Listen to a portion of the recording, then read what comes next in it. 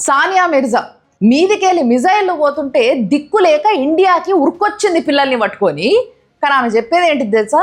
Dubai నాకు second home లాంటిది, నాకు అది అన్సేఫ్ అని ఏం అనిపించలేదు కానీ ఏదో అన్సర్టన్ అన్సెట్లింగ్ అనిపించింది అని కథలో పడుతుంది. మీదికెళ్ళి మిజైళ్ళు పోతుంటే వెన్నులో వణుకు వచ్చింది, అందుకే పిల్లల్ని పట్టుకొని ప్రాణాలు కాపాడుకునేటందుకు ఇండియాకు ఉరుకొచ్చిన అని చెప్పుకోవచ్చు కదా. ఆమె పిల్లగాడు అడిగిండంట, ఆ మీదికెళ్ళి ఏంటివో మిజైళ్ళు పోతున్నాయి, అవేందో సప్పుళ్ళు మూతలు ఏంది మమ్మీ అని అడిగిండట.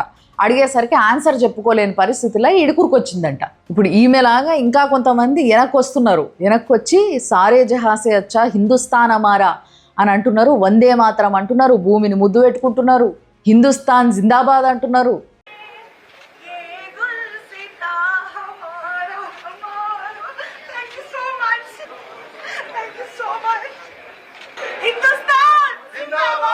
చెప్పుండ్రమ్మా. ఆ మాటలతో పాటు ఇక్కడ ఉండి కొంతమంది ఇండియాని విమర్శించేటోళ్ళు మోపోయినరు.